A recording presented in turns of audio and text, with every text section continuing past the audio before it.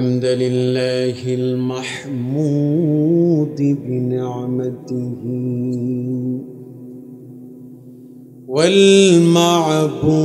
والمعبود بقدرته والصلاة والسلام على سيد الأنبياء والمرسلين فقد قال الله تعالى في كلامه المجيد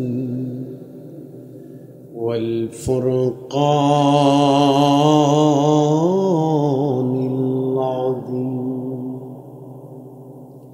সকলে আমার সাথে উচ্চ আওয়াজ তুলে জবান খুলে ঠোঁট মিলিয়ে পড়ুন আউযু বিল্লাহি মিনাশ শাইতানির রাজিম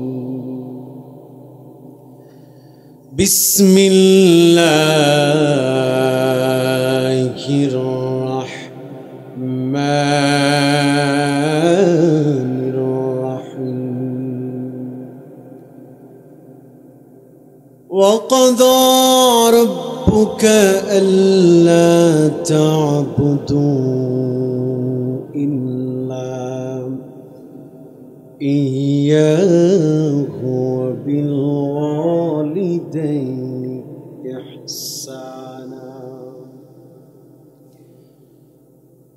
إما يبلغن عندك الكبر أحدهما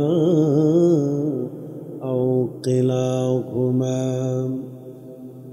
فلا تقل لهما أف ولا تنهرهما وقل لهما قولا كريما صدق الله العظيم وصدق رسوله النبي الحبيب الكريم ونحن على ذلك من الشاهدين والشاكرين والحمد لله رب العالمين وقال تعالى إن الله وملائكته يصلون على النبي يا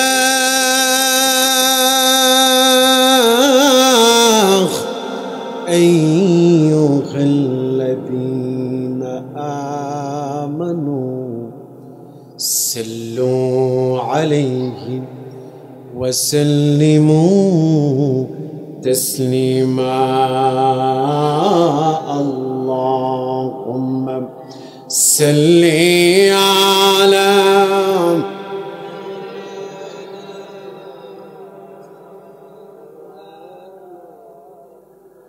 وعلى آل سيدنا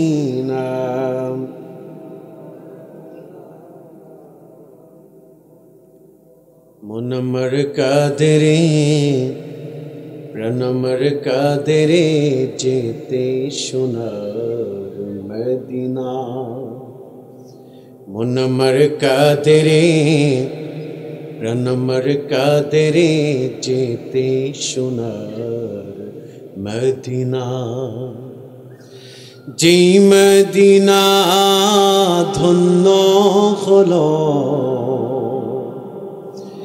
যে মদিনা ধন্য হলো পেতব ঠিকানা মুনম্মর কাদেরে প্রণমর কাদেরে যেতে সোনার مدينة اللهم صل على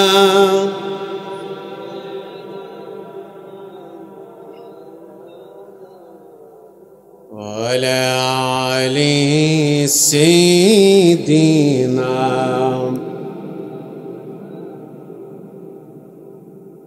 निहिदो जहां में मिसाले मोहम्मद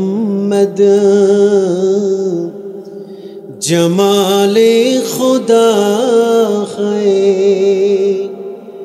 कमाले मोहम्मद हृदय मोहम्मद अल्लाहुम्मा सल्ली अला मौलाना मुहम्मद वाला आली सय्यिदिना।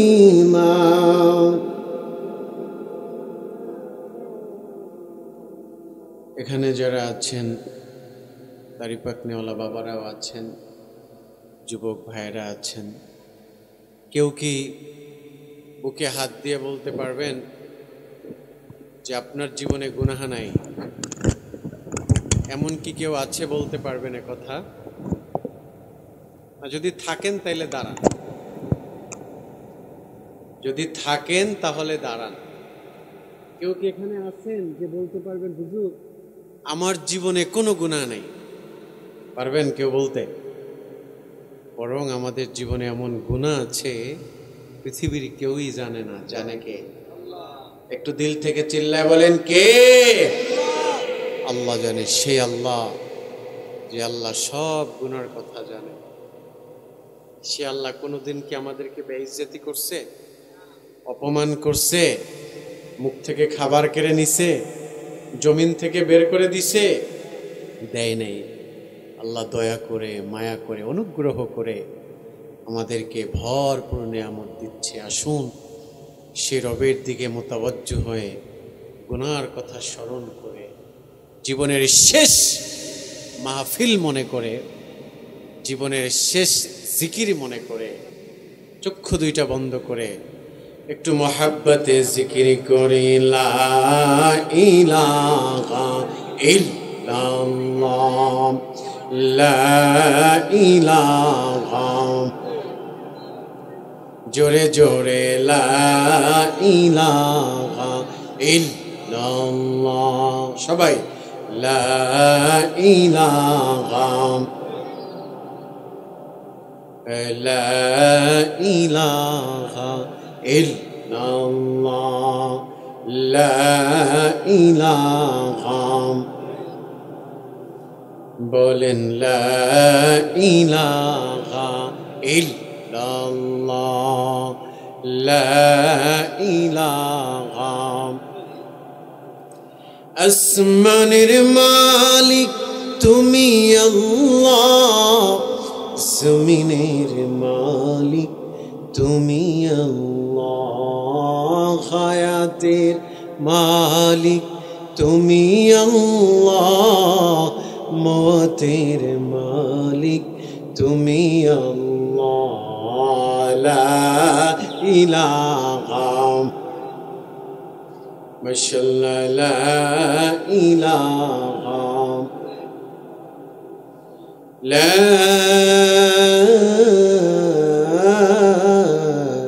ইলাহা ইল্লাল্লাহ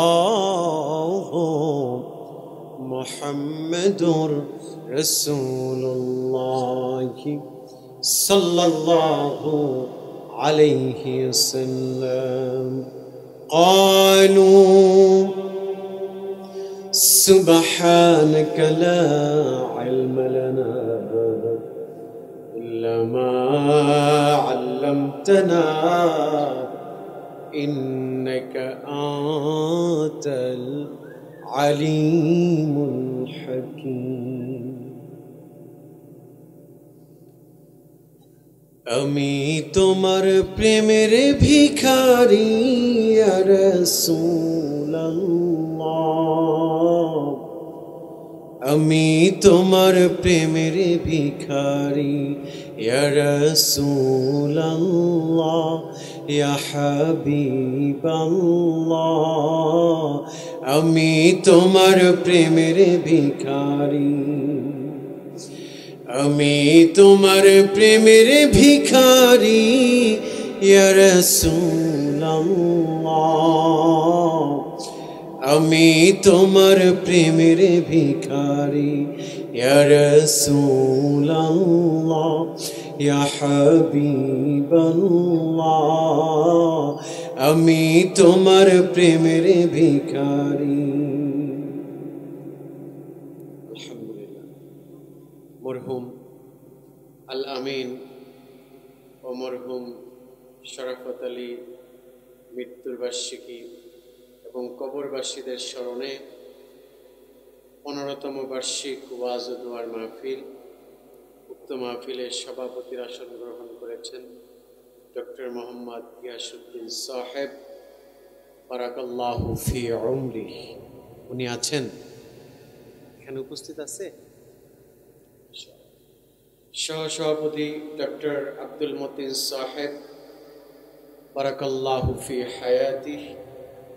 বিশিষ্ট সমাজসেবক বেড়াখোলা, আল্লাহ পাক কবুল করুক পরে আমিন। এই ডিলে অফ করতে হবে, রিভাব আছে, রিভাব ডিলেটা অফ করে দিতে হবে একটু পরে আমি বলবো। এরপরে প্রধান অতিথি জনাব সিদ্দিকুর রহমান সাহেব, অবসরপ্রাপ্ত সশস্ত্র বাহিনী, আল্লাহ পাক হায়াতে বারাকা দান করুক পরে আমিন। আমাকে রেখেছেন শুকরিয়া। আমার আগে কথা বলেছেন হযরত মাওলানা কারি নাইমউদ্দিন আজিজি সাহেব, খাদেম আজিজিয়া দরবার শরীফ, হবিগঞ্জ, সিলেট। আল্লাহ কবুল করুক। উনি সহ অনেকেই কথা বলেছেন। আল্লাহ পাক সকলকে সীমাহীন রহমতের চাদরে ঢেকে রাখুন এবং কথাগুলো আমল করে জান্নাতের মেহমান হওয়ার তৌফিক দান করুক পরে আমিন। মুআজ্জাজ মুকাররম সম্মানিত মুসল্লিয়ানে কেরাম, মুরব্বিয়ানে আজম, কলিজার টুকরা যুবক ভাইয়েরাম, ছোট ছোট সোনামণিরা, মাইকের আওয়াজ যতদূর যাচ্ছে, পর্দার অন্তরালে অবস্থানরত সম্মানিত মা এবং বোনেরা, সকলে আমার ইসলামিক সম্ভাষণ সালাম গ্রহণ করুন। আসসালামু আলাইকুম ওয়া রাহমাতুল্লাহি ওয়া বারাকাতুহু। সকলেই জবান খুলে বলবেন, জীবনে সব সময় প্রশংসা করব আমরা কার? খুব দিল থেকে বলেন, কার? আল্লাহর। সেই রবের শিখানো ভাষায় কালিমাতু হামদ উচ্চ আওয়াজ তুলে জবান খুলে পড়ছি আলহামদুলিল্লাহ। একটা জবানও বন্ধ থাকবে না। মুহাব্বতে পড়ুন আল্লাহু আকবার কবীরা ওয়ালহামদু লিল্লাহি কাসীরা। আলহামদুলিল্লাহ। লক্ষ কোটি দুরুদ এবং সালাম শামসুল হেদায়াত, বদরুদ্দুজা, নুরুল হুদা, সৃষ্টিকুলের প্রধান আকর্ষণ, নবিয়ুনা হাবিবুনা কুদওয়াতুনা ওয়াদআতুনা সাইয়্যিদুস সাকালাইন ইমামুল মুরসালিন আফতাব নবুওয়াত শাহনশাহ রিসালাত সাকিয়ে কৌসার মদিনা আকতাজদা হাবিবে কিবরিয়া সুলতানে মদিনা, যাকে আল্লাহ কখনো বলেছেন ইয়াসিন, যাকে আল্লাহ কখনো বলেছেন তহা, যাকে আল্লাহ কখনো বলেছেন ইয়া আইয়ুহাল মুজাম্মিল, যাকে আল্লাহ কখনো বলেছেন ইয়া আইয়ুহাল মুদ্দাথির, যাকে আল্লাহ কখনো বলেছেন ইন্না আ'তাইনাকাল কাউসার। যেই নবী হা বলেছেন হালাল হয়ে গিয়েছে, না বলেছেন হারাম হয়ে গিয়েছে, আঙুল দিয়ে ইশারা করেছেন চারটা দ্বিখণ্ডিত হয়েছে, আলতো করে পা উঁচু করেছেন, ধুলক ভুলক ছাড়িয়ে ৭০,০০০ নূরের পর্দা সেট করে আল্লাহর কাছে মেরাজে চলে গেছে। দুহাত তুলে জায়গায় পড়তে হবে আল্লাহু আকবার। সেই নবীকে ভালোবাসি কম না বেশি? সবাই দিল থেকে বলেন, কম না বেশি? বেশি। সেই নবীর শানে, মানে, আজমতে, রফাতে, স্ট্যাটাসে, মহাব্বতে পড়ছি। আমার সাথে সমস্বরে দুরুদ পড়বেন, কারণ আপনার দুরুদ মদিনাওয়ালা শুনতে পায়। সুবহানাল্লাহ। অতএব আপনি কি ক্লান্ত শরীর নিয়ে দুরুদ পড়ছেন, নাকি অলসতা নিয়ে, নাকি গাফেলতি নিয়ে? মদিনাওয়ালার কাছে খবর আছে না নেই? আছে। অতএব নবীর শানে আমরা দুরুদ ও সালাম পেশ করছি, মহাব্বতে পড়ছি আল্লাহুম্মা। একটা জবানও বন্ধ থাকবে না, জোরে বলেন আল্লাহুম্মা বারিক আলাইহি, আল্লাহুম্মা সাল্লি আলাইহি। আলহামদুলিল্লাহ। আমার নবীর সম্মান বলে শেষ করা যাবে? কথা বলেন। নবীকে আমরা ভালোবাসি কম না বেশি? আব্বা বলেন না, কম না বেশি? আর যে যত কথাই বলুক,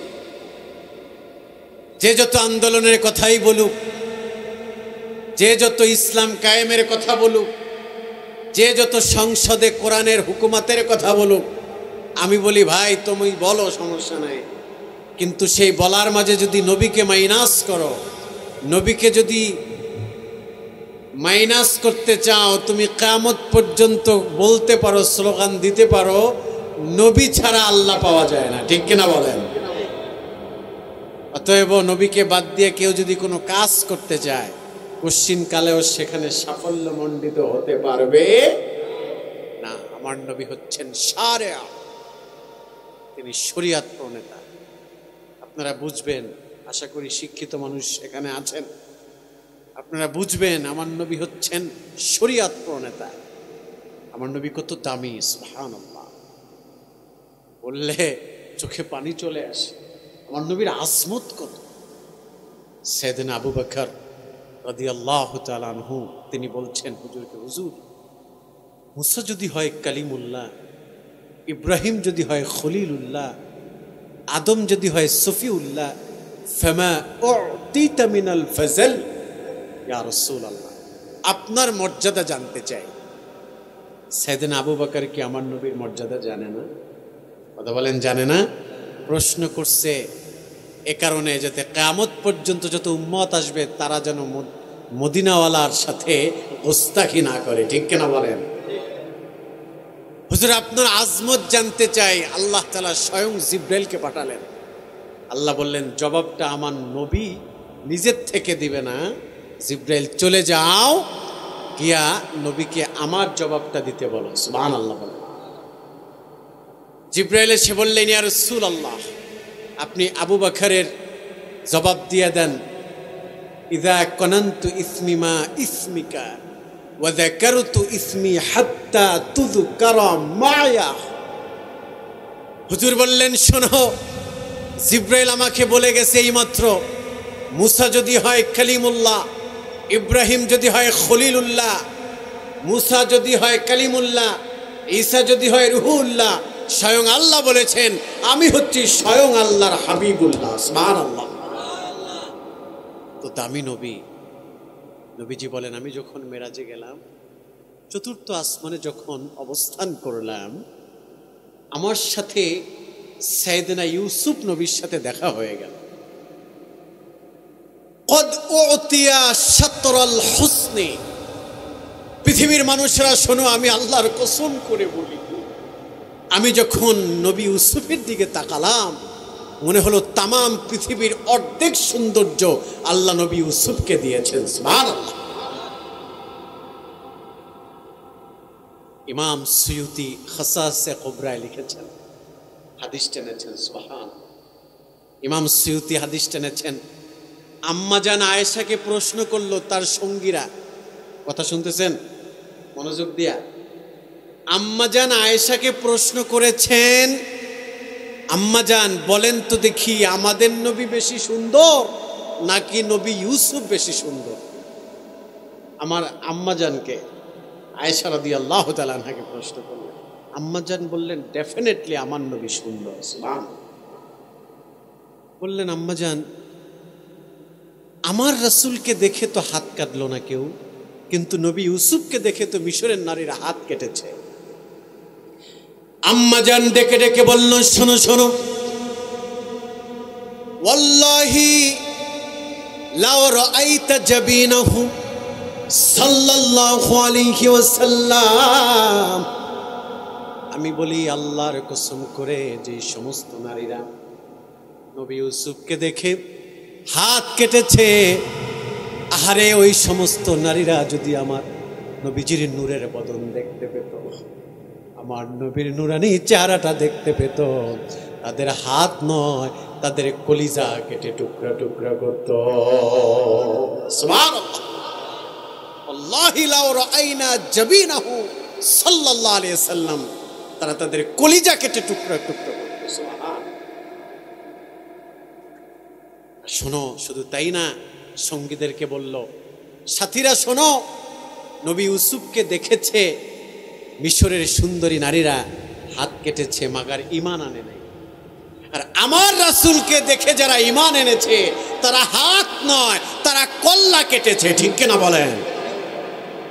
সাইয়েদনা খাব্বাব, খুবাইব, আম্মার ইবনে ইয়াসির, আরে হানজালা ইবনু আমির আস-সাকাফি, এরা নিজেদের কল্লা দিয়েছে। ঠিক কিনা বলে? আমার নবী কত দামি। একটু মনোযোগ দেন, দাড়ি পাকনিওয়ালা বাবা যারা আছেন, যুবকরা যারা আছেন, ছোট বাচ্চারা তো ওরা তো আর বুঝে না। আমরা তো কতভাবেই মাহফিল করি, কিন্তু কি নিলাম মাহফিল থেকে, কি শিখলাম, এটা হচ্ছে ম্যাটার করে। আজকে আমি এখানে, ভাই আমাকে হাদিয়া দিল, আমি পকেট ভরে ঢাকা নিয়ে চলে গেলাম, আমি কি শিখায় গেলাম আপনাকে, কি হক আদায় করলাম, এটা হচ্ছে গুরুত্বপূর্ণ বিষয়। ঠিক কিনা? কারণ এই মাহফিলটা জীবনের শেষ মাহফিল হতে পারে কিনা? আব্বা কথা বলেন, পারে কিনা? পারে। জীবন খুব ঠুনকো, খুব ঠুনকো। আমি বাসা থেকে বের হয়েছি এই মাহফিলে আসবো, এলিফ্যান্ট রোড গেছি, যাত্রাবাড়ি হয়ে এলিফ্যান্ট রোড গেলাম, একটু কাজ ছিল। সাইরা যখন হানিফ ফ্লাইওভারে উঠলাম, দেখলাম জ্যাম পড়ছে, কঠিন জ্যাম। আমি কই, আয় হায়, রুহুল আমিন ভাই এত আদর করে দাওয়াত দিল, আমি কি পৌঁছাইতে পারবো? খুব ভয়াবহ অবস্থা। গাড়ি থেকে নামলাম, একটু সামনে আগায় দেখি একটা সিএনজি এবং একটা হাইএস একাত্রে মুখোমুখি সংঘর্ষ, অ্যাক্সিডেন্ট, স্পট জায়গায় ডেট। মানুষ বিরক্ত, মানুষ বলতেছে, আরে মারা গেছে তাতে কি, সারাইতে বলো, মারা গেছে তাতে কি, আমরা কি এখানে দাঁড়ায় থাকবো? মারা গেছে, লাশ সরাইতে বলো, গাড়ি সরাইতে বলো, আমরা অনেকক্ষণ ধরে দাঁড়ায় আছি, চাইতে হবে। এই তো দুনিয়া। খুব খারাপ লাগলো যে এই তো দুনিয়া। একটা মানুষ মারা গেছে জায়গায়, অতটুকু মানতে পারলো না, পৃথিবী তার গতিতেই চলছে। মানুষটা মারা গেছে, তার লাশ সরাইতে বলতেছে, কারো সময় নাই, কারো কি নাই, সময় নাই, লাশ সরাইতে বলতেছে, দ্রুত যাবে। আরে মারা গেছে তাতে কি হয়েছে, এই জন্য কি দাঁড়ায় থাকবো? এই তো জীবন। জীবনটা গরু ছাগলের মতো বানানো যাবে না বাপ। যুবক ভাইয়া, জীবনটাকে পরিবর্তন করতে হবে। পৃথিবীর ঠুনকো, ধোকা, কেউ কারো না, কেউ কারো না। 3 দিন পর কেউ মনে রাখে না। এই যে দাড়ি পেকে গেছে না, এই যে বসা, অনেকেরই মা নাই, বাবা নাই, বুড়া হয়ে গেছে, বাবা মার কথা মনে পড়লেই কান্না করে। কিন্তু অনেক সময় মনে পড়ে না, ব্যস্ততার কারণে, চাকরি বাকরি, ব্যবসা বাণিজ্যর কারণে। বছরে একদিনও বাবা মার কবরের পাশে যেতে পারি না আমরা, ব্যস্ততার কারণে। এই দুনিয়া। আপনি মারা যাবেন, মারা যাওয়ার পরে জীবনের মানে হচ্ছে এইটা, আপনি একই সাথে চলেছেন, আপনারই বন্ধু, কিন্তু দোয়ার আয়োজন হয়েছে, মেহমানদারি চলতেছে, আপনারই বন্ধু, তার প্লেটে এক টুকরা গোস্ত কম পড়ছে, সে আবার বলে যে আমাকে তো 1 টুকরা কম দিলি গোস্ত, আর 1 টুকরা বাড়াই দিলি না কেন? এই হচ্ছে জীবন। অথচ এই বন্ধুকে নিয়ে আপনি চলছেন, এই বন্ধুকে নিয়েই আপনি জীবন যাপন করছেন। কিন্তু আপনি মরার পরে 3 দিন পর দোয়ার আয়োজন, সেখানে 1 টুকরা গোস্ত কম, সেটাও সে কথা তুলেছে। 60 বছর 70 বছরের জিন্দিগি আমল নামা খইলা দেখবে। আল্লাহর রাসূল সাল্লাল্লাহু আলাইহি ওয়াসাল্লাম কিয়ামতের ময়দানে বলবে, উম্মত তোর জন্য কত কি করলাম দুনিয়াতে, না খায়া পেটের সাথে পাথর বেঁধেছি, উহুদের ময়দানে রক্তাক্ত হয়েছি, দান মোবারক শহীদ করেছি, আমার আহলে বায়ত জীবন দিয়েছে, আমার সাহাবীরা জীবন দিয়েছে। আজকে হাসরের ময়দানে আমি রাসূল দেখতে চাই, কি আমল নিয়ে এসেছো আমাকে একটু দেখাও। সেদিন রাসূল যখন আমল দেখতে চাইবে, আমল নামা খুলে দেখবে 60 বছর শুধু বিড়ির আমল, বিড়ি খাইছে। 50 বছরের জিন্দিগি গাঁজা খাইছে, শুধু গাঁজা। 30 বছরের জিন্দিগি বেগানা নারীর দিকে তাকাইছে, রাতের বেলা মোবাইলে পণ্য ভিডিও দেখছে। 25 বছরের জিন্দিগি নামাজ নাই, রোজা নাই, হজ নাই, জাকাত নাই, কত গরু ছাগলের মতো জিন্দিগি পার করছে। সেদিন রাসূল কষ্ট পাবে। রাসূল বলবে, এ হারামি, নেমক হারাম তোরা, তোদের জন্য এত কষ্ট করলাম, আর বিনিময়ে কি দিলি আমাকে? আমি কেমন করে আল্লাহর সামনে মুখ দেখাবো? কেমন করে আমি তোদেরকে নিয়ে আমি আল্লাহর সামনে দাঁড়াবো? এ কারণে জীবনকে গুছাতে হবে, আমল দিয়ে গুছাইতে হবে, আমল। এ বাবা, এই মাহফিলটা জীবনের শেষ মাহফিল হতে পারে কিনা? এই যে দাড়ি পেকে গেছে, বলেন না পারে কিনা? আগামীকালকের ফজরের নামাজ নসিবে নাও থাকতে পারে। আজকের মাহফিলটাই জীবনের শেষ মাহফিল, জীবনের সব আয়োজন শেষ। আপনাকে ছাড়া কিছুই বাইজা থাকবে না। আপনি আমি নিজেকে তো মনে করি আমাকে ছাড়া কিছুই হবে না। দুনিয়া বলে তোকে ছাড়া সব হবে। তুমি মরে গেলে বাজার ঠিকই চলবে, তুমি মরে গেলে সূর্য উঠবে, তুমি মরে গেলে পাশে স্ত্রী যাকে ছাড়া তোমার ঘুম আসতো না, তারও কিন্তু ওই জায়গাটা খালি থাকবে না, ভিন্ন এক পুরুষ এসে তার পাশে শুবে। ঠিক কিনা বলেন? এই জন্য জীবনকে গুছাতে হবে। জীবন গুছাইতে হলে প্রথম যেই ব্যক্তিকে গ্রহণ করতে হবে তিনি হচ্ছেন নূর নবীজি মুহাম্মদ সাল্লাল্লাহু আলাইহি ওয়াসাল্লাম। তাকে জীবনে ধারণ করতে হবে। শুধু মুখে মুখে আশেক হলে হবে না, আমল দিয়া, আখলাক দিয়া, চরিত্র দিয়া, আদব দিয়া, সেজদা দিয়া, সুন্নাতের আমল করে নবীর সাথে প্রেম করতে হবে। ঠিক কিনা বলেন? গভীর মনোযোগে খেয়াল করেন, আমার নবীকে কেমন ভালোবাসবেন। ইমাম ইবনুল কাইয়ুম জাওজি রাহিমাহুল্লাহ চমৎকার করে হাদিস টেনেছেন। আহারে, হুনাইনের যুদ্ধে আল্লাহর হাবিবের একজন সাহাবী, তিনি তখন কাফের ছিল, সায়েবা ইবনে ওসমান, বুখারীর বর্ণনা, সায়েবা ইবনে ওসমান, তিনি নবীর একজন সাহাবী। হুনাইনের যুদ্ধের সময় সে কাফের ছিল। তিনি বলেন, নিজে হাদিস বর্ণনা করেন, তিনি বলেন, আমি যখন হুনাইনের যুদ্ধে মুসলমানদের কল্লা কাটতেছি, আমি কল্লা কাটতে কাটতে একটা সময় চিন্তা করলাম, মুহাম্মদ কোথায়, তার কল্লা উড়াইয়া দিব। আমি আমার দুহাত শক্ত করে তরবারি ধরে আমি যখন আল্লাহর হাবিবের দিকে অগ্রসর হলাম, আল্লাহর হাবিবের কদমে যখন দাঁড়ালাম, বিশ্বাস করো পৃথিবীর মানুষেরা, আমি নবীজির আনোয়ারের চেহারার দিকে আমি তাকায়া রয়েছি। আহারে, জীবনে অনেক সুন্দর মানুষ দেখেছি, অনেক সুন্দর মানুষের গল্প শুনেছি, কিন্তু এটা কেমন সুন্দর মানুষ বাপের জন্য দেখি নাই। মনে হয় আকাশে পূর্ণিমার চাঁদ মাটিতে নেমে সামনে দাঁড়ায় আছে। আমি দেখে, নবীজির চেহারা দেখে থরথর করে আমার কলিজা কাঁপতেছে। তার নূরের বদন দেখে আমার দুহাত তুলে অটোমেটিক তরবারি পড়ে গেছে। সুবহানাল্লাহ। আমি রাসূলকে বললাম, ইয়া রাসূলুল্লাহ, ইয়া হাবিবাল্লাহ, এই চেহারা কোনোদিন মিথ্যা হতে পারে না। অতএব আমি তরবারি ফালায়া দিছি, আমার হাত বাড়ায়া দিছি, আপনার হাতের সাথে আমার হাত লাগায়া আমাকে কালিমা পড়ে মুসলমান বানায়া দেন। লা ইলাহা ইল্লাল্লাহু মুহাম্মাদুর রাসূলুল্লাহ সাল্লাল্লাহু আলাইহি ওয়াসাল্লাম। সম্মানিত সুধী, আমার নবীর প্রেম লাগবে, অন্তরে প্রেম। আমি আপনাদেরকে এই বিষয়ে একটু কথা বলেই আমি নির্দিষ্ট বিষয়ের ভিতরে আমি চলে যাব। মনে রাখবেন, রাসূল ছাড়া কোনো গতি আছে নাকি? যারা বলে, যারা ফরজ নিয়ে দৌড়দৌড়ি করে, যারা ফরজ নিয়ে লাফালাফি করে, কিন্তু নবীর কথা শুনলেই যাদের শরীরে অ্যালার্জি, নবীর পক্ষে কথা বললেই যাদের অ্যালার্জি, নবীর শানে মিলাদ ক্যাম্প করলেই যাদের অ্যালার্জি, নবীর আজমতের কথা শুনলে, রফাতের কথা শুনলেই যাদের ভালো লাগে না, বুঝতে হবে এদের শরীরে আবু জাহেলের রক্ত প্রবেশ করেছে। ঠিক কিনা বলেন?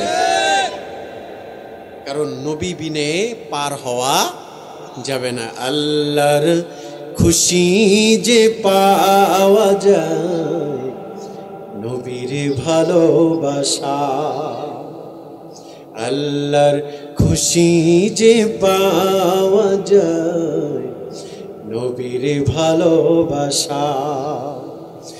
তোমায় ভালোবাসি নবী, তোমায় ভালোবাসি রাসূল, জান্নাত যাওয়ার আশায়, আল্লাহর খুশি যে পাওয়া যায়, নবীর ভালোবাসা, আল্লাহর খুশি যে পাওয়া যায়, নবীর ভালোবাসা। ঠিক না বলেন?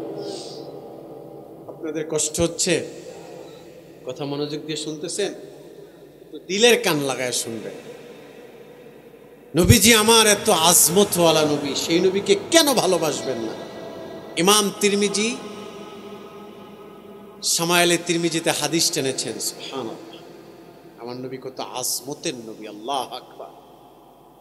তিনি বলেন, আব্দুল্লাহ ইবনে আব্বাস থেকে হাদিস বর্ণনা, ইযা রাআইতা ইযা তাকাল্লামা রুইয়াকান নূর ইয়াখরুজু মিন বাইনি সানায়া। চমৎকার করে হাদিস টেনেছেন। আমার নবীজি যখন তার নূরের বদন নিয়া মানুষের সামনে দাঁড়াতো, নবীজি যখন জান্নাতি হাসি হাসতো, তার দুই দাঁতের ফাঁকা দিয়া নূর বের হতে থাকতো। সুবহানাল্লাহ।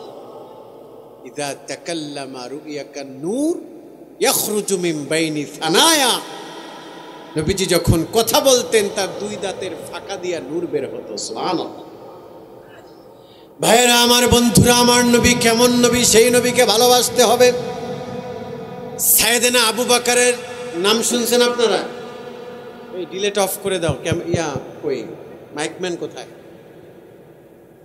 ডিলে অফ করতে হবে, ডিলে অফ করে দেন, সাউন্ড ক্লিয়ার করেন। হ্যালো, ডিলে অফ করেন। হ্যালো, ওই যে ডিলে হচ্ছে তো। হ্যালো, জি, সাউন্ড আরো বাড়ান। হ্যালো হ্যালো হ্যালো, ঠিক। সম্মানিত সুধী, আবু বকর রাদিয়াল্লাহু তাআলা আনহু নবীজির প্রিয় সাহাবী। আব্বা কথা বলেন, ঠিক কিনা? দাড়ি পাকনেওয়ালা বাবারা একটু বেশি মনোযোগ দিবেন, কারণ আপনারা বাঁচবেন কয়দিন? দাড়ি পেকে গেছে। কথা বলেন, ঠিক কিনা? আবু বকর রাদিয়াল্লাহু তাআলা আনহু তিনি তার ছেলেকে নিয়ে খাবার খাইতে বসছে একই দস্তরখানায়। ছেলের নাম হচ্ছে আব্দুর রহমান। আব্দুর রহমান এবার বাবাকে প্রশ্ন করলো, বাবা আমি কি একটা প্রশ্ন করব? বললেন, সালানি, হ্যাঁ প্রশ্ন করো। ডেকে ডেকে বলল, বাবা শোনেন, বদরের প্রান্তরে মুসলমানদের সঙ্গে যখন কাফেরদের যুদ্ধ চলমান, বাবা আপনি ছিলেন আল্লাহর হাবিবের পক্ষে, আর আমি আব্দুর রহমান ছিলাম আবু জাহেলের পক্ষে। আমি যখন মুসলমানদের কল্লা কাটতেছিলাম, বাবা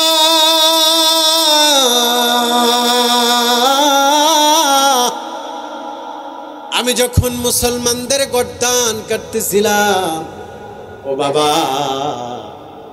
একবার না, দুইবার না, তিনবার আপনাকে আমার সামনে পেয়েছিলাম। ও বাবা, সেদিন যদি ইচ্ছা করতাম আপনার কল্লাটা আমি উড়াই দিতে পারতাম, কিন্তু সেদিন মারি নাই। এই কারণে অন্তরের ভিতরে কথা জাগ্রত হলো, সে যেই হোক না কেন, সে তো তোমার জন্মদাতা পিতা। আব্বা, আপনাকে বলতে চাই, সেদিন তিনবার আমার কাছে আপনাকে পেয়েছিলাম বাবা। সেদিন বাবা হওয়ার কারণে আপনাকে আমি ছাইরা দিছি, ইচ্ছা করলে মারতে পারতাম। এই কথাটা বলছে, বইলা শেষ করতে পারে নাই। এর ভিতরে এই খাবারের প্লেটটা সরাইয়া দিয়া সাইয়েদনা আবু বকর দাঁড়ায় গেছে।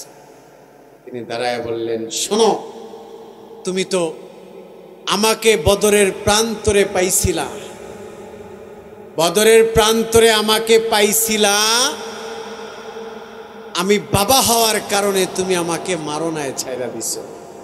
আর আমি আল্লাহর কসম করে বলি, ওয়াল্লাহি তাল্লাহি বিল্লাহি, আমি আল্লাহর জাত সিফাতের কসম করে বলি, আমি যদি তোমাকে বদরের প্রান্তরে পাইতাম, তুমি আমার নূর নবীর বিপক্ষে অস্ত্র ধরেছ, তুমি আমার হাবিবুল্লাহর বিপক্ষে তরবারি ধরেছ, তুমি আমার হুজুরের বিপক্ষে তরবারি ধরেছ, তোমাকে যদি আমি পাইতাম, তোমাকে আমি টুকরা টুকরা করতাম। পৃথিবীর এমন কোন শক্তি নাই আমার হাত থেকে তোমাকে বাঁচাতো। আল্লাহ আকবার। ভালোবাসা কাকে বলে? সন্তান কি বলল আর বাবা কি? কথা বলেন ঠিক কিনা? সন্তান বলে যে বাবা, আপনি বাবা দেখা ছাইরা দিছি, আর বাবা বলে বেটা তুই তো আমারে ছাইরা দিছ, আমি যদি তোরে পাইতাম তাহলে আমি তো কল্লা উড়াই দিতাম, কারণ তুই আমার হুজুরের বিপক্ষে অস্ত্র ধরেছ। সুবহানাল্লাহ।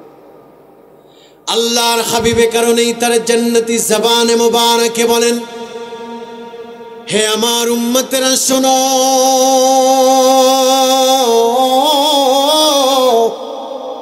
সালাসুম মান কুন্না ফীহি ওয়াজাদা হালাওয়াতাল ঈমান। যেই ব্যক্তি মান কানা আল্লাহু ওয়া রাসূলুহু আহাব্বা ইলাইহি মিম্মা সিওয়াহুমা, যেই ব্যক্তি নিজের জীবনের থেকে আল্লাহ এবং তার রাসূলকে ভালোবাসবে, আমি রাসূল বললাম হাশরের ময়দানে আমি তাকে হাউজে কাউসারের পানির পেয়ালা পান করাবো। সুবহানাল্লাহ, আল্লাহু আকবার। আমি হাউজে কাউসারের পানির পেয়ালা পান করাবো যারা নিজের জীবনের থেকেও আল্লাহর রাসূলকে ভালোবাসবে। সুবহানাল্লাহ। সন্তান দুইটা চোখের পানি ছেড়ে দিয়েছে। এবার সন্তান ডেকে ডেকে বলল, বাবা, আমি আল্লাহর কসম করে বলি, এখন আমি আপনার থেকেও, আমি আমার নিজের জীবনের থেকেও হুজুরকে ভালোবাসি। সুবহানাল্লাহ। সাইয়েদনা আবু বকর কপালে একটা চুমু দিয়া কলিজার সাথে শক্ত করে ধরেছে, বুকের সাথে জড়ায়া দুই গালে চুমু দিয়ে বলে, সন্তান, হালাওয়াতুল ঈমান, তুমি ঈমানদারের স্বাদ পেয়েছ। আমার দিল সাক্ষী দেয়, হাশরের ময়দানে রাসূল শাফাআতে কুবরা দিয়ে তোমাকে জান্নাত দিবে। সুবহানাল্লাহ। এ কারণে নবীকে ভালোবাসতে হবে জীবনের থেকেও বেশি। এবার আসেন, আমার কথা এবার বেজার হইতে পারেন, বেজার হইলেও কিছু করার নাই, হক কথা বলাই লাগে। নবীকে ভালোবাসতে হবে জীবনের থেকেও বেশি।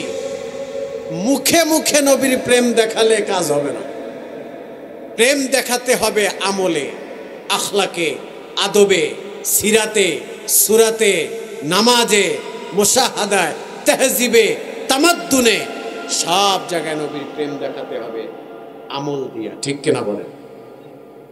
এখন মুখে মুখে বললেন নবীকে ভালোবাসি, একক তো নামাজ পড়ি না, কাজ হবে? কথা বুঝা বলতে হবে, কাজ হবে? হবে না। কারণ আউয়ালু মা ইউহাসাবু বিহিল আবদ ইয়াউমাল কিয়ামাতিস সালাহ ফাইন সালাহাত সালাহাত সাইরু আমালি ওয়া ইন ফাসাদাত ফাসাদাত সাইরু আমালি। নামাজ ছাড়া কাজ হবে না। যার নামাজ ভালো তার ঈমান ভালো, যার ঈমান ভালো তার আখলাক ভালো, যার আখলাক ভালো তার চরিত্র ভালো, যার চরিত্র ভালো তার ভিতরে নবীর সুন্নাহ ভালো। ঠিক কিনা বলেন? আমার দেশে আমরা সুন্নি, আমি তো একজন সুন্নি আলেম, আমি আমার লোকদেরকেই শাসন করতেছি, কারণ বাবাই তো সন্তানকে শাসন করবে। ঠিক কিনা? শিক্ষকই তো ছাত্রকে শাসন করবে। আমি বলবো মুখের প্রেম দেখাবেন না। বুখারী বর্ণনা, হাদিস নাম্বার এই মুহূর্তে আমার জেহেনে আসতেছে না। হাদিসটা এইভাবে যে আল্লাহর হাবিবের চাচা আল্লাহর হাবিবের চাচা আবু লাহাব আছে না নাই? কথা বলেন। নবীর চাচা আছেন আবু লাহাব। নবীকে কি ভালো কম বাসছে? কথা কয় না। নবীকে কলিজা দিয়ে ভালো পাইছে না, কিন্তু মাগার ঈমান আনে। সূরা কলামের তাফসীর খুলে দেখেন, আমি সাবাবুন নুজুল পড়ে দেখেছি। আল্লাহর হাবিব সাল্লাল্লাহু আলাইহি ওয়াসাল্লাম তার চাচা আবু লাহাবকে শুধু হাত দিয়া পা ধরে না, বলেছিল, চাচা আমি নতুন কালিমা গ্রহণ করেছি, আমার উপরে আমার আল্লাহ কোরআন অবতীর্ণ করেছেন, আমি শেষ নবী। চাচা আপনার হাতটা ধরে বলি, যদি পাও ধরতে বলেন তাও রাজি আছি। ও চাচা, বাপ দাদার ধর্ম বাদ দিয়ে আমাকে নবী হিসাবে গ্রহণ করেন। আমি রাসূল বললাম, হাসরের ময়দানে আমি আল্লাহর সামনে দাঁড়ায়া আপনার পক্ষে ওকালতি করব।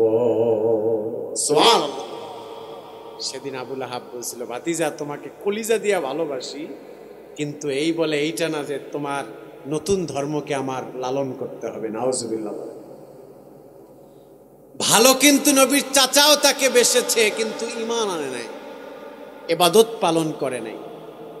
হাসরের ময়দানে আপনি সিদ্ধান্ত নেন নিজেই, আপনি কি আবু বকরের কাতারে দাঁড়াবেন নাকি আবু লাহাবের কাতারে দাঁড়াবেন? সাইয়েদনা আবু বকর ভালোবেসেছে মুখে না কাজে? না, কথা বলতে হবে আব্বা, মুখে না কাজে? কাজে। আর আবু লাহাব ভালোবেসেছে মুখে, কাজেও না, মুখে মুখে ভালোবাসছে। আর কাজে ভালোবাসছে কে? আবু বকর। এ কারণে আপনি আমি যদি মুখে মুখে নবীর প্রেম দেখাই আর আমল আখলাক ভালো না হয়, সুন্নাহ ভিত্তিক জীবন না হয়, তাহলে হাসরের ময়দানে দাঁড়াইতে হবে আবু লাহাবের কাতারে। আর ভালোবাসা যদি ইবাদত দিয়া হয়, তাহলে দাঁড়াতে হবে সাইয়েদনা আবু বকরের কাতারে। সুবহানাল্লাহ। সিদ্ধান্ত আপনার। আমরা মুখে দাড়ি রাখছি, আমরা নামাজ পড়ি, কিন্তু বোনকে ঠকাই, আছে না নাই? কথা বলেন, আছে না? বোনকে ঠকায়, নিজেকে খুব পীর দাবি করে, মুরিদ দাবি করে, নিজেকে মুত্তাকি দাবি করে, কিন্তু ব্যবসা প্রতিষ্ঠানে গেলে দেখা যায় মানুষকে ওজনে কম দেয়, আছে না নাই? বাকির খাতায় হইছে 50 টাকা, লিখা রাখে 60 টাকা, 70 টাকা, 100 টাকা। ঠিক না? জমিনে ধান লাগাইতে গেলে অপরের আইল ঠেলে, আছে না নাই?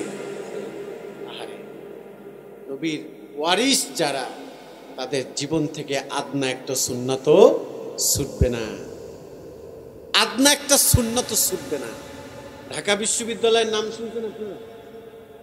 ঢাকা ইউনিভার্সিটি, ঢাকা বিশ্ববিদ্যালয়ের একজন অধ্যাপক আছে, এখন মারা গেছে, ডক্টর মোহাম্মদ শহীদুল্লাহ। ডক্টর মোহাম্মদ শহীদুল্লাহর নাম শুনছেন? আপনারা শুনছেন? তার নামে একটা ঢাকা বিশ্ববিদ্যালয় হল আছে, ডক্টর মোহাম্মদ শহীদুল্লাহ হল। ওনাকে কোনো এক সেমিনারে প্রশ্ন করা হয়েছিল, খুব মনোযোগ, যে স্যার আপনি একজন অধ্যাপক মানুষ, কিন্তু আপনার শরীরের দিকে তাকালে মনে হয় আপনি বিশাল একজন হুজুর।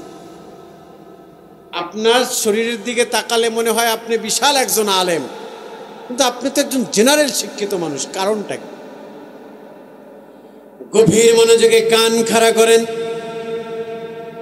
সেদিন ডক্টর মোহাম্মদ শহীদুল্লাহ দুইটা চোখের পানি ছেড়ে দিয়ে কান্না করে বলেছিল, পৃথিবীর মানুষেরা শোনো, আমি ডক্টর মোহাম্মদ শহীদুল্লাহ হতে পারি, আমি একজন কলামিস্ট হতে পারি, আমি একজন বিশেষজ্ঞ হতে পারি, আমি একজন শিক্ষাবিদ হতে পারি। আহারে, মরে যাওয়ার পরে কবরে ফেরেশতারা এসে যদি কলার ধরে বলে, ডক্টর মোহাম্মদ শহীদুল্লাহ, দুনিয়াতে অনেক রিচ লেভেলে ছিল, তুমি অনেক সুনাম সুখ্যাতি ছিল, আজকে জবাব দাও, কি আমল নিয়ে কবরে এসেছো?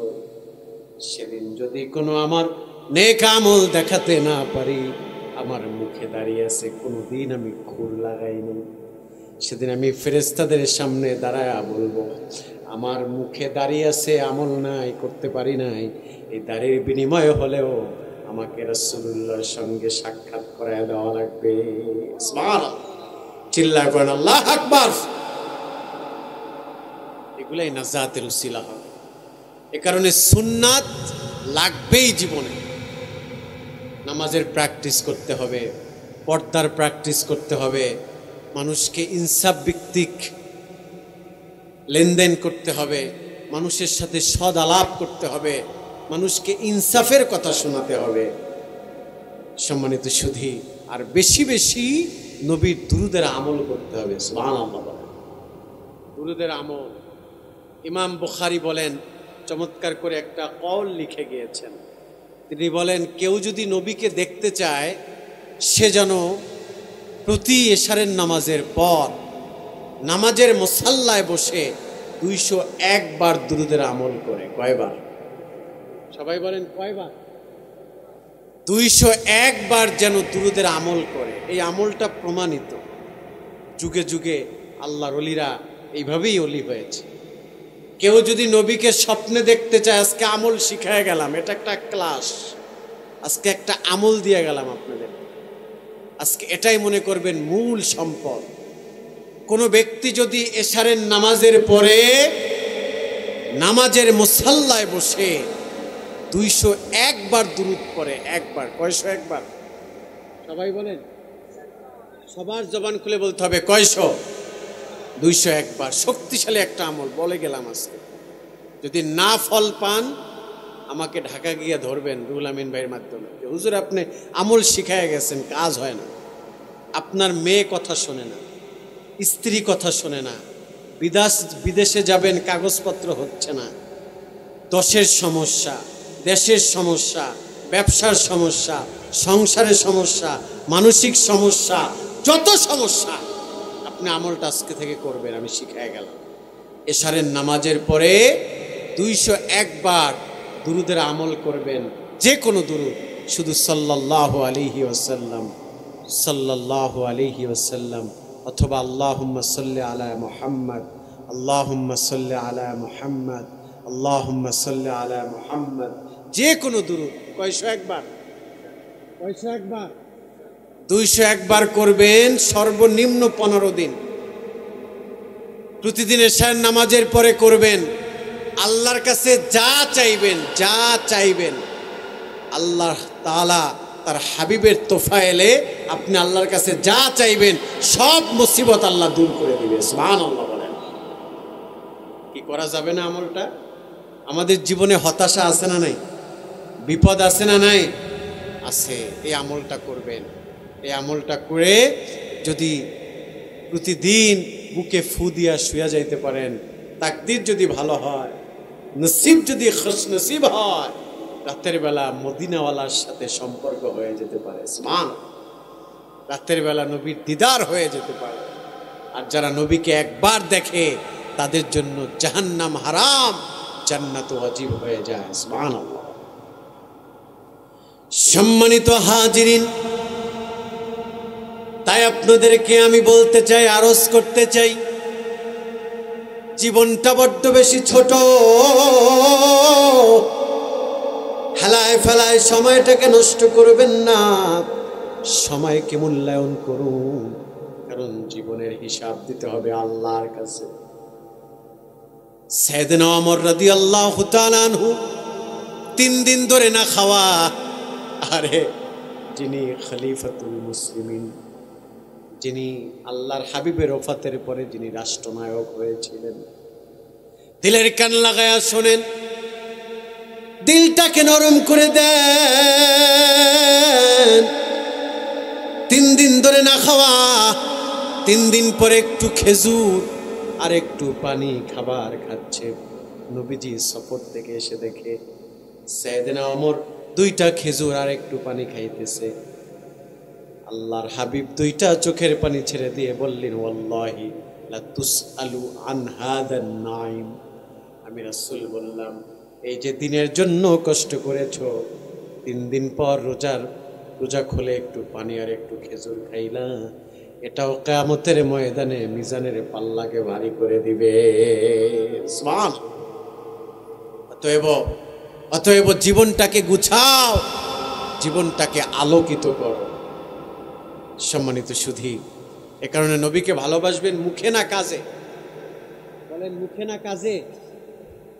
কাজে ভালোবাসবেন নবীকে, নবীকে ভালোবাসবেন কাজে, ঠিক কিনা বলেন? আমল দিয়ে নবীকে ভালোবাসবেন। সম্মানিত হাজিরিন, নবীকে ভালোবাসার একটা হাদিস আপনাদেরকে শোনাই, এরপরে আমি আয়াতের ব্যাখ্যা করব। নবীকে কেমন ভালোবাসবেন? হানজালার নাম শুনছেন আপনারা? হানজালার নাম শুনছেন না? হানজালা ইবনু আমির আস-সাকাফি রাদিয়াল্লাহু তাআলা আনহু নবীর একজন কলিজার টুকরা সাহাবী, বুখারীর বর্ণনা। হানজালা ইবনু আমির আস-সাকাফি, আল্লাহর হাবিব যুদ্ধে যাবেন। হানজালা তাকে ডেকে ডেকে বলল যে, আমি এই যুদ্ধে যাব, তোমার যাওয়ার দরকার নেই। তুমি নতুন বিবাহ করেছো, স্ত্রীকে সময় দাও। এই কথা বলার সঙ্গে সঙ্গে হানজালা ইবনু আমির আস-সাকাফি ডেকে ডেকে বললেন, ইয়া রাসূলুল্লাহ, কি হাবিব,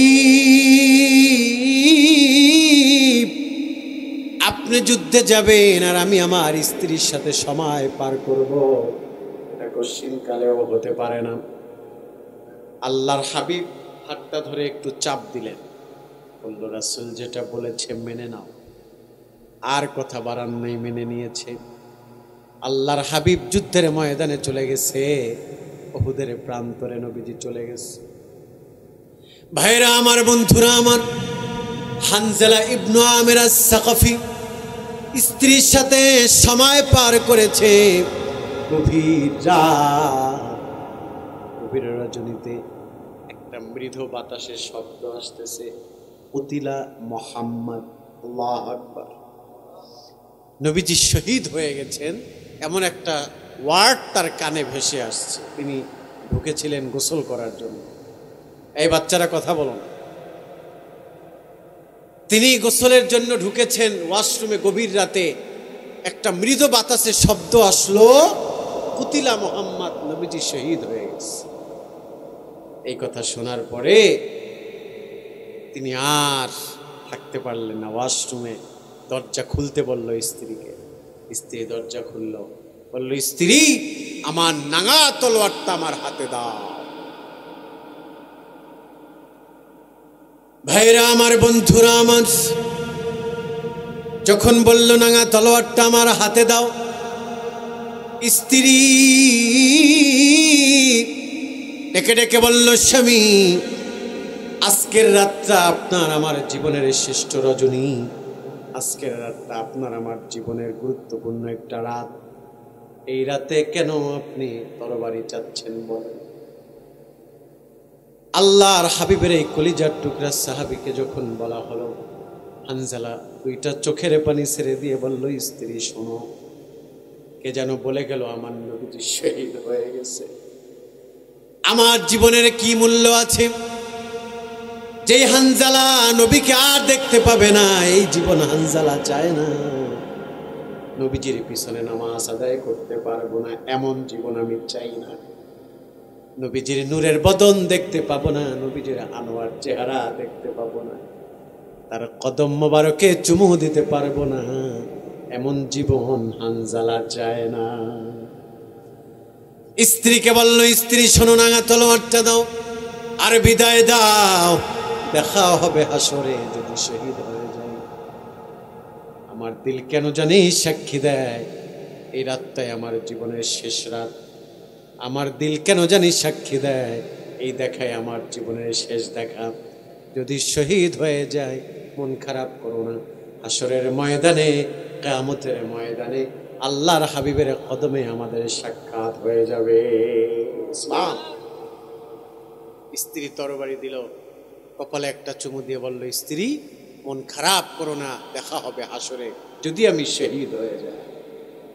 তিনি ঘোড়ায় সওয়ারি হলেন, চলে গেলেন যুদ্ধের ময়দানে।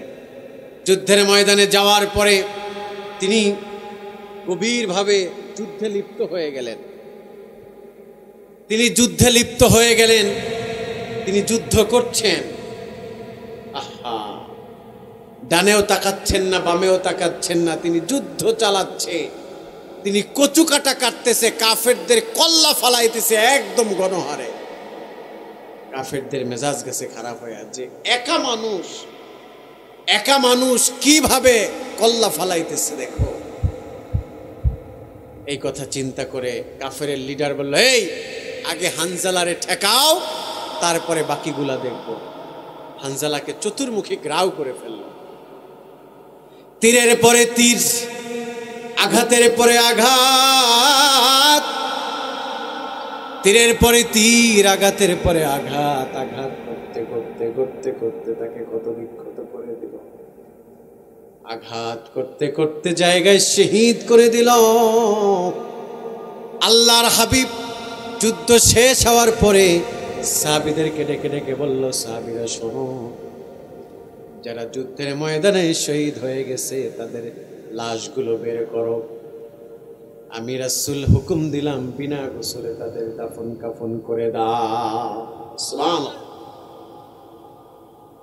সাহাবীরা লাশ খুঁজতেছে, এদিকে হানজালা ইবনে আমির আস-সাকাফির লাশ খুঁজে পাওয়া যাচ্ছে না। হানজালার স্ত্রী পাগলনির মতো দিক বিদিক হয়ে ছুটে দৌড়ে আর রাসূলুল্লাহর কদমে চলে আসছে। আয়েশা বললেন, ইয়া রাসূলুল্লাহ, কি হাবিব, ইয়া রাসূলুল্লাহ, আপনার কদমে আমি হাজির। নবীজি সুন্দর মানুষ, রাগ করলেও চেহারাটা লাল হয়ে যেত, আবেগ হলেও চেহারাটা লাল হয়ে যেত। নবীজি দুইটা চোখের পানি ছেড়ে দিয়ে হানজালার স্ত্রীকে বলল, হানজালার স্ত্রী শোনো, তোমার তো প্রশ্ন ছিল, তোমার স্বামী শহীদ হয়েছে, সে জান্নাতি হয়ে গেছে। বললেন, ইয়া রাসূলুল্লাহ, কি হাবিব,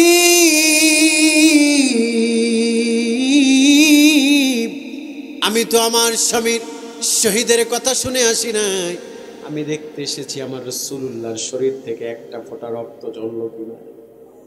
আমার স্বামী শহীদ হয়ে গেছে, আমার দুঃখ নাই, কিন্তু আমার রাসূলুল্লাহ জান্নাতি জাসাদ মোবারক থেকে যদি একটা ফোঁটা রক্ত ঝরে, আমি জর্রা পরিমাণ বরদাস্ত করতে পারবো না।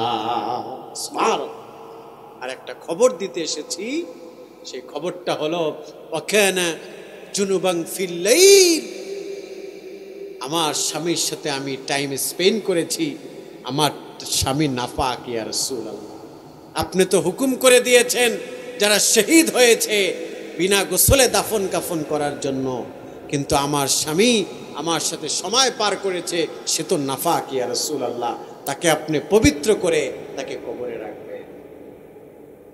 নবীজি আমার চোখের পানি ছেড়ে দিয়ে বলল, তুমি কি তোমার স্ত্রীকে সাধারণ, তুমি কি তোমার স্বামীকে সাধারণ মনে করেছ? তুমি কি তোমার হাজবেন্ডকে সাধারণ মনে করেছ? কদ গসালাত লাহুল মালাইকাতু বিমাইত তাসনিম, কদ গসালাত লাহুল মালাইকাতু বিমাইত তাসনিম। তোমার স্বামী সাধারণ না, অসাধারণ। তোমার স্বামীর লাশ আর জমিনে নাই, তোমার স্বামীর লাশ আসমান এবং জমিনের মাঝ বরাবর একটা জায়গায় জান্নাতের রেদন ফেরেশতারা হাউজে কাউসারের পানি দিয়ে গোসল করাচ্ছে। সুবহানাল্লাহ, আল্লাহু আকবার। কত গোসলাত লাহুল মালাইকাতু বিমাইত তাসনিম। কোন কোন হাদিসে আসছে কদ গসসালাত লাহুল মালাইকাতু বিমাইত তাসনিম। সম্মানিত সুধী, সাইয়েদনা আবু বকর বলেন, যখন নবীজি লাশ তালাশ করতে বলল, আমরা আবার বের হলাম। লাশ তালাশ করতে করতে করতে করতে আমরা হানজালা ইবনে আমির আস-সাকাফির লাশ পেয়ে গেলাম। আমরা দেখছি তার জাসাদ থেকে, তার শরীর থেকে টপ টপ করে পানি ঝরছে। মনে হচ্ছে এইমাত্র জান্নাত থেকে গোসল করায়া লাশটা জমিনের ফেরেশতারা রেখে গেছে। সুবহানাল্লাহ, আল্লাহু আকবার। নবীর ভালোবাসায় ডানে বামে তাকায় না, নবীর প্রেম বলতেছে, যেই জমিনে নবী হাঁটবে না, যেই মসজিদে নবীর পিছনে নামাজ পড়তে পারবো না, এমন জীবন হানজালা চায় না। নবীবিহীন আমার জীবনের কোনো মূল্য নাই। এই মায়া, এই মহাব্বত তাকে জান্নাতের মেহমান বানায় দিয়েছে। সুবহানাল্লাহ। আর এই মায়া মহাব্বত তৈরি হয় আমলের মাধ্যমে। যেই ব্যক্তি সত্য কথা বলে, যেই ব্যক্তি হালাল খাবার খায়, যেই ব্যক্তি স্ত্রীকে পর্দায় রাখে, যেই ব্যক্তি সন্তানদেরকে নৈতিকতা শিখায়, যেই ব্যক্তি তাহাজ্জুদের প্র্যাকটিস করে, রাতের বেলায় যারা গভীর রাতে সেজদা দেয়, তারা অসাধারণ হয়ে যায়, সাধারণ থাকে না। তারা সাধারণ ব্যক্তি থাকে না, ওলিউল্লাহ হয়ে যায়। সুবহানাল্লাহ। ওলি হওয়ার জন্য অনন্য আমল হচ্ছে তাহাজ্জুদ। তাহাজ্জুদ মানুষকে দামি বানায় আল্লাহর কাছে। পৃথিবীর কোন মানুষের কাছে হাত পাতবেন না। কিয়ামতের ময়দানে কঠিন মুসিবতের দিনে যদি নাজাত পেতে চান, এ কারণেই লাগবে আপনার তাহাজ্জুদের আমল। হাদিস শরীফে এসেছে, কেউ যদি তাহাজ্জুদের প্র্যাকটিস করে, ওই ব্যক্তি হাসরের ময়দানে কপাল থেকে নূর বের হবে, নাক দিয়া নূর বের হবে, বৃদ্ধাঙ্গুলের মাথা দিয়া নূর বের হবে। কোরআনে আল্লাহ বলেন, নূরুহুম ইয়াসা বাইনা আইদিহিম ওয়া বিআইমানিহিম বুশরাকুমুল ইয়াউম। হাসরের ময়দানে মানুষ অন্ধকারের ময়দানে অন্ধকারের ভিতরে হাবুডুবু খাবে। শুধু যারা তাহাজ্জুদের প্র্যাকটিস করেছে, আমল করেছে, তাদের কপাল দিয়ে আলো বের হবে, নাকের ডগা দিয়ে আলো বের হবে, বৃদ্ধাঙ্গুলের মাথা দিয়ে আলো বের হবে।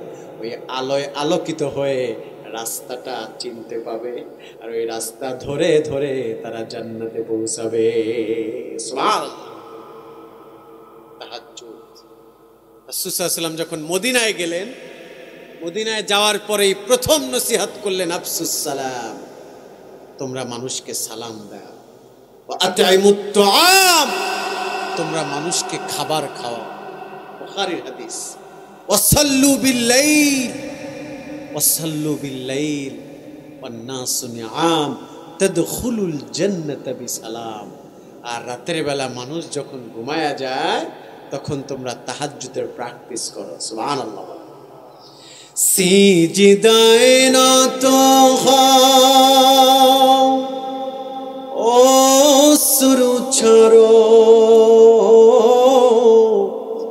আল্লাহর শরণে হৃদয়ে গড়ো, প্রাণ ঢেলে সব ব্যথা বলো প্রভুকে, বলো প্রভুকে। রাত কি কেটে যাবে ঘুমে অলসে। যেন মনের ব্যথা বলবেন কাকে? বলেন না কাকে? দুনিয়ার কোনো মানুষের কাছে চাইবেন না, দরকার নেই। জীবনে যা প্রয়োজন চাইবেন কার কাছে? আল্লাহর কাছে। দুনিয়াতে মানুষের কাছে চাইলে মানুষ বেজার হয়, আর আমার আল্লাহর কাছে না চাইলে আমার আল্লাহ বেজার হয়। সুবহানাল্লাহ। যারা তাহাজ্জুদ পড়ে তাদেরকে বোঝানো যাবে তাহাজ্জুদে কি মজা, কি স্বাদ। তাহাজ্জুদের মাধ্যমেই মানুষের জীবন পরিবর্তন হয়, ঠিক কিনা বলেন? এটা দামি। কিয়ামতের ময়দানে কঠিন মুসিবতের দিনে, হাসরের ময়দানে কঠিন দিনে অসংখ্য অগণিত নবীর উম্মতেরা থাকবে। আল্লাহর হাবিবের সাহাবী সাইয়েদনা আবু বকর বলেন, ইয়া রাসূলুল্লাহ কি ইয়া হাবিবাল্লাহ, কিয়ামতের ময়দানে অসংখ্য অগণিত মানুষ থাকবে, কেমন করে আপনি আপনার উম্মতদেরকে চিনবে? সুবহানাল্লাহ। এটা একটা প্রশ্ন না? বাবা আদম থেকে শুরু করে আমাদের নবী পর্যন্ত সব নবীর উম্মতেরাই তো থাকবে, সব নবীরা থাকবে, তাহলে আমার নবী কেমনে তার উম্মতকে চিনবে? প্রশ্ন তো সত্য প্রশ্ন, ঠিক কিনা? যৌক্তিক প্রশ্ন। আমার নবীজি ডেকে ডেকে বললেন, শোনো শোনো আবু বকর, শোনো, হাসরের ময়দানে দুটি আমল আমার উম্মতকে চিনায়া দিবে। ইন্না উম্মতি ইদআউনা ইয়াউমাল কিয়ামা কুররান মুহাজ্জিলিন মিন আথারিল wudu। এক নাম্বার হলো তাহাজ্জুদ, দুই নাম্বার হলো ওযু। সুবহানাল্লাহ। যারা তাহাজ্জুদের নামাজ পড়েছে আর যারা ওযুর পবিত্রতা নিয়ে চলাফেরা করেছে, কিয়ামতের ময়দানে তাদের ওযুর অঙ্গ প্রত্যঙ্গগুলো নূরের আলোয় ঝলকাতে থাকবে, ঝলমল করতে থাকবে। ওই সকল উম্মতের মাঝে আমার উম্মতকে আমি চিনতে পাবো, এক একটাকে ধরবো আর জান্নাতে ঢুকায়া দিব। সুবহানাল্লাহ। ওযু ওযু ওযু লাগবে, মিন আথারিল wudu। ওযু যাদের জীবনে আছে ওই মানুষ ব্যক্তি জীবন থেকেই ভালো মানুষ। আমরা দেখেছি, আপনাদের জীবনেই আমরা দেখেছি, আমরা তো কালকের মানুষ, এই মুরব্বী বাবারা আছেন, আমরা ছোট্ট সময় দেখেছি বাবাদেরকে, চাচাদেরকে, দাদাদেরকে যে বাজারে গেলে উজু কইরা যায়। কথা বলেন ঠিক না? উজু কইরা বাজারে যায়, আবার বাজার থেকে আসলে আইসেই আগে উজু করত, এরপরে খাবার খাইতে বসত। কোথাও যাবে মিটিল মিসিংয়ে বলতো পানি দাও, অজুটা বানায় লই, এরপরে বের হতো। আরে এই সমস্ত মানুষ আল্লাহর কাছে দামি হয়ে গেছে, কারণ আপনি আমি মারা যাব অপবিত্র অবস্থায়, এটা জাহান্নামে যাওয়ার অন্যতম একটা কারণ হবে। আর যারা সর্বদা পবিত্র অবস্থায় থাকে, অজু নিয়া চলে, অজুই তাকে হাসরের ময়দানে আলোকিত করবে, নবী তার উম্মতকে চিনবে আর জান্নাতে ঢুকাই দিবে। সুবহানাল্লাহ। কারণ অজু নিয়ে চলবেন। দুই নাম্বার আমল, একটা আমল শিখাইলাম, কয়শো দুরুদ? সবাই বলেন কয়শো? 201 বার দুরুদের আমল, বড় দামি জিনিস, এটা আমল করবেন। সম্মানিত সুধী, এরপরে দ্বিতীয় আমল শিখাই দিলাম, সেটা হচ্ছে অজু নিয়ে চলবেন। রাজি আছেন না? যারা অজু নিয়ে চলে, পবিত্রতা নিয়ে চলে, তিনটি নিয়ামত তাদের নসিব হয়। এক, আল্লাহ তাআলা তাদের রিজিক বাড়ায় দেয়। সুবহানাল্লাহ বলেন। অজু করে যারা চলাফেরা করে তাদের যৌবন কখনো কমে না, আল্লাহ বাড়ায় দেয়। সুবহানাল্লাহ বলেন। অজু নিয়ে যারা চলাফেরা করে আল্লাহ তাআলা তাদের চেহারার ভিতরে নূর ঢেলে দেয়। সুবহানাল্লাহ বলেন। নূর একটা আলাদা জিনিস। একটা মানুষ কালো, দেখতে কালো, কিন্তু তারপরও ভালো লাগে। কেন? কারণ ইবাদত করতে করতে ওর চেহারার ভিতরে আল্লাহ প্রদত্ত নূর আল্লাহ ঢাইলা দিয়েছে। সুবহানাল্লাহ। আমরা মনে করি শুধু পরিষ্কার হইলেই সুন্দর, চেহারার ঢাই সুন্দর হইলেই সুন্দর না। আরে সাইয়েদনা বেলাল রাদিয়াল্লাহু তাআলা আনহু কালো ছিল কিন্তু চেহারায় নূর ছিল। সুবহানাল্লাহ। আল্লাহ প্রদত্ত নূর। ওই নূর চিনতে হলে নিজেকে আমলি তৈরি করতে হয়, ঠিক কিনা বলেন? সাইয়েদনা বেলাল রাদিয়াল্লাহু তাআলা এমন একজন সাহাবী, কথা শুনতেছেন? শেষ করে দিব, অল্পতেই শেষ করে দিব। সাইয়েদনা বেলাল রাদিয়াল্লাহু তাআলা এমন একজন সাহাবী যাকে আল্লাহ পছন্দ করেছে এমন ভাবে, নবীজি যখন মেরাজে গেলেন বাইতুল মামুর চতুর্থ আসমানে, সপ্তম আসমানে, নবীজি বললেন জিব্রাইলকে, জিব্রাইল এই মসজিদে আজান দেয় কে? এখানে তো ফেরেশতারা জীবনে একবার নামাজ পড়ে, 70,000 ফেরেশতা নামাজ পড়ে চলে যায়, আর কোনোদিন ওরা পড়তে পারে না। প্রত্যেক ফেরেশতা জীবনে একবার নামাজ পড়তে পারে বাইতুল মামুর। নবীজি বললেন এই মসজিদে আজান দেয় কে? সাইয়েদনা জিব্রাইল বললেন ইয়া রাসূলুল্লাহ, কি হাবিব,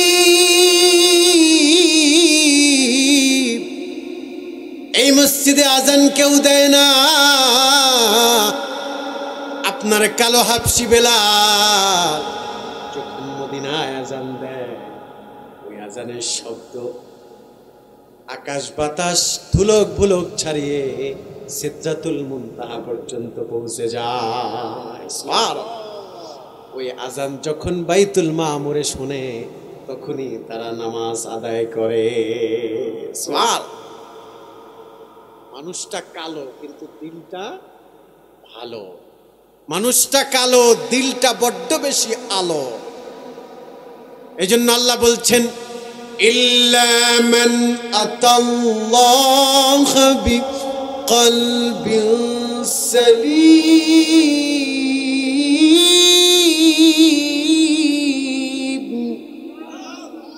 আল্লাহ যারা বলেন হাসরের ময়দানে আমি সোমালিয়ান দেখব না, ইউথোপিয়ান দেখব না, নাইজেরিয়ান দেখব না, কানাডিয়ান দেখব না, অস্ট্রেলিয়ান দেখব না, সাদা দেখব না, কালো দেখব না, সুন্দর দেখব না, অসুন্দর দেখব না, লম্বা দেখব না, খাটো দেখব না, বংশ দেখব না, সম্পদ দেখব না। যাদের কলবে সালিম আছে, যাদের পরিশুদ্ধ আত্মা আছে, যাদের পরিশুদ্ধ কলব আছে, তারাই হাসরের ময়দানে নাজাত পেয়ে যাবে। সুবহানাল্লাহ। নবীজি যুদ্ধ থেকে আসলেন, সাইয়েদনা বেলালকে বলল, বেলাল রে, শরীরটা বড্ড বেশি ক্লান্ত রে, আমি একটু ঘুমাইতে চাই, যদি তুমি বলো। তাবাসসুম হেসে দিয়ে বলেন, হুজুর কি বলেন এটা, আমি বেলাল প্রস্তুত, আপনি ঘুমান হুজুর। সুবহানাল্লাহ। নবীজি রসিকতা করে বলল, বেলাল তুমি যদি বলো তাইলে ঘুমাবো, তুমি যদি বলো তাইলে আমি ঘুমাবো। নবীজি মজা করে বললেন, কৌতুক করে বললেন, তুমি যদি বলো ঘুমাবো। বেলাল তাবাসসুম হেসে দিয়ে বললেন, ইয়া রাসূলুল্লাহ আপনি ঘুমান, বেলাল তৈয়ার আছে। সুবহানাল্লাহ। বলল, বেলাল আমি যদি ঘুমায়া যাই, তুমি রাতের বেলা নামাজে আমাকে একটু জাগাইয়া দিও। সুবহানাল্লাহ। সাহাবীরাও ঘুমায় গেছে, নবীজিও ঘুমায় গেছে, ক্লান্ত শ্লান্ত শরীর তো যুদ্ধ থেকে এসেছে, ঘুমায় গেছে। রাতের বেলা সাইয়েদনা বেলাল নবীকে ডাক দিয়েছেন, ইয়া রাসূলুল্লাহ আসসালাতু খায়রুম মিনান নাওম। সুবহানাল্লাহ। এই ডাকটা যখন দিয়েছে, নবীজির ঘুম ভেঙে গেছে। যে ঘুমের থেকে নামাজ উত্তম, নবীর ঘুম ভেঙে গেছে। নবীজি সাহাবীদেরকে নিয়ে নামাজ আদায় করলেন। সঙ্গে সঙ্গে আসমান থেকে জিবরাইল এসেছে, আয়েশা বললেন, ইয়া রাসূলুল্লাহ হাবিব, স্বয়ং আল্লাহ তাআলা আপনার বেলালের এই শব্দটা আল্লাহ এত পছন্দ করেছে, আপনাকে যেই লফজ ধরে ডাক দিয়েছে, যে কালাম দিয়ে ডাক দিয়েছে, আপনার ঘুম ভেঙে গেছে, এটা আল্লাহর পছন্দ হয়েছে। আল্লাহ বলেছে কিয়ামত পর্যন্ত যত উম্মত আসবে, ফজরের আজানে যেন বেলালের এই শব্দটাকে আপনি যুক্ত করে দেন। সুবহানাল্লাহ। চিল্লায় বলেন আল্লাহু আকবার। এটা প্রথম বলেছিল সাইয়েদনা বেলাল, আল্লাহ পছন্দ করেছে। আল্লাহ বলছে আসসালাতু খায়রুম মিনান নাওম, এটা আজানে ঢুকায় দেন। নবীজি জানো এটা আজানে ঢুকায় দেয়, কিয়ামত পর্যন্ত তার উম্মতেরা এই ওয়ার্ড ধরে মানুষকে ঘুম থেকে ডাকাবে। সুবহানাল্লাহ বলেন। কলিজা দিয়া নবীকে ভালোবাসতো, কলিজা দিয়া। এ কারণে হাসরের ময়দানে কিয়ামত কায়েম হবে সাইয়েদনা বেলালের আজান দিয়া। সুবহানাল্লাহ বলেন। 50,000 সানা, 50,000 সানা মিম্মা তাউদ্দুন। বুখারী বর্ণনা, সব মানুষ যখন কিয়ামতের ময়দানে উঠবে, 50,000 বছর দাঁড়ায় থাকবে। সুবহানাল্লাহ বলেন। একটু নড়াচড়া করার সুযোগ থাকবে না, সব মানুষ দাঁড়ায় থাকবে, হ্যাং হয়ে থাকবে। মোবাইল যেমন হ্যাং করে না, মাঝে মাঝে নড়েও না চড়েও না, এইভাবে হ্যাং হয়ে থাকবে। 50,000 বছর দাঁড়ায় থাকবে। 50,000 সানা মিম্মা তাউদ্দুন। যখন 50,000 বছর দাঁড়ায় থাকবে, এরপরে যখন হিসাব শুরু হবে, কিয়ামত কায়েম হবে, প্রথমেই আল্লাহ বলবেন, বেলাল তুমি আজান দাও। সুবহানাল্লাহ বলেন। আজানের মাধ্যমে কিয়ামত কায়েম হবে। সম্মানিত সুধী, সম্মানিত উপস্থিতি, আপনাদেরকে বলতে চাই, এ কারণে কলিজাটা ভরবেন নবীর প্রেম দিয়া, আর ওই প্রেম প্রকাশ পাবে নবীর আমল দিয়া। কথা কন ঠিক কিনা? আমল করবেন তো, শুধু আশেকের রাসূল লাফালাফি করা যাবে না। ওই যে জিকিরের তালে তালে আমরা নাইসা দেই, অনেক সময় জিকিরের তালে তালে একদম নাইসা দেয় অনেকে, না রে, এতে কোনো ফায়দা নাই। আমল দিয়ে জীবন সাজাতে হবে। আমল, একটা সুন্নাতের আমলের জন্য সাহাবীরা শহীদ হয়ে গেছে। আল্লাহর হাবিবের সাহাবীরা আদনা একটা সুন্নাতের জন্য জীবন কুরবানি করেছে। আর আপনি আমি জিকির নিয়ে নাচানাচি করতেছি। না, জিকির করেন করেন, সমস্যা নাই, কিন্তু আল্লাহর হাবিবের সুন্নাতের আমল করার দরকার আছে না নাই? সুন্নাতের আমল যারা দেখবেন নামাজ পড়ে, রোজা রাখে, হজ করে, যাকাত দেয়, স্ত্রীকে পর্দা করায়, সন্তানকে নৈতিকতা শেখায়, নিজে পবিত্রতার পথে চলে, ওই সংসারে আল্লাহর রহমত আসে। ঠিক কিনা বলেন? সম্মানিত সুধী, আমি আর কথা বাড়াতে চাই না। আমি যেই আয়াতের আলোকে কথা বলেছি 2-4 মিনিটে শেষ করে আমি মিলাদে চলে যাব। কারণ গরম তো, আসলে ইচ্ছা করলেই নিজের মতো করে বয়ান করা যায় না। নভেম্বর মাসটা একটু কষ্টই হয় বয়ান করতে, বয়ানে আরাম লাগে ডিসেম্বর থেকে, তখন মাহফিলগুলা জমে, শীত থাকে, কিন্তু গরমে কষ্ট কথা বলতে। সম্মানিত সুধী, এই যে আমার দিকে তাকান, আমি শেষ করে দিব। এই যে আমার দিকে তাকান, কথা বললে কিন্তু হবে না, আমার দিকে তাকাতে হবে। কি সব সিন্নির প্রার্থী নাকি যে আসতেছে? সিলেটের মতো বলতে হবে, সিন্নির লাগিয়ে আসছে নাকি রে বা?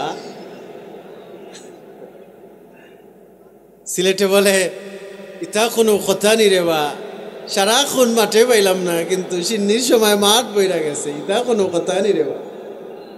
যুবক ভাইয়েরা, যাক, সিন্নির জন্য আসেন, সমস্যা নাই, কথা বলা যাবে না, 2-1 মিনিটে শেষ করে দিচ্ছি। সূরা বনী ইসরাঈলে 23 নম্বর আয়াতে আল্লাহ বলছেন, ওয়াকাদা রাব্বুকা আল্লা তা'বুদু ইল্লা ইয়্যাহু ওয়া বিল ওয়ালিদাইনি ইহসানা। এই যে কথা বললে তো হবে না, কথা বলা যাবে না, চুপ একদম, কথা ছাড়া কাজ করতে হবে। আল্লাহ বলছেন যে ওয়াকাদা রাব্বুক, তোমার রবের পক্ষ থেকে হুকুম, আল্লাহ তা'বুদু, আল্লাহ ছাড়া কারো ইবাদত করা যাবে না। আল্লাহ ছাড়া কি ইবাদত আছে নাকি? সেজদা পাবে কে? না, জোরে বলতে হবে সবার মুখ দিয়া, কে? সেজদা দিতে হবে কাকে? আল্লাহ ছাড়া কাউকে সেজদা দেওয়া যাবে না। আল্লাহ বলছেন আমি ছাড়া কাউকে সেজদা দেওয়া যাবে না। আল্লাহ তা'বুদু, ইবাদত হবে আল্লাহ, ইল্লা ইয়্যাহু ওয়া বিল ওয়ালিদাইনি ইহসানা, আর পিতামাতার সাথে ইহসান করো। ইহসান কাকে বলে? আমাকে আপনি খাবার দিলেন, আমাকে খাবার দিয়েছেন, সেম টু সেম খাবার আপনাকে দিলাম, এটাকে বলে ইনসাফ। কথা বুঝতেছেন?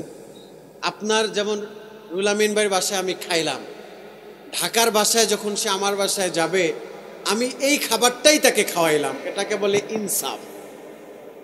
আর রুহুল আমিন ভাই, আমি আমার বাসায় তাকে খাওয়াইছি আমার সাধ্য অনুযায়ী, কিন্তু তার বাসায় আসার পরে সে আমাকে আমার থেকে বেশি খাওয়াইছে, এটাকে বলে ইহসান। সুবহানাল্লাহ বলেন। ইহসান বুঝতে পারছেন? ইহসান হলো নিজে নিব কম, দিব বেশি, আর ইনসাফ হলো সমান সমান।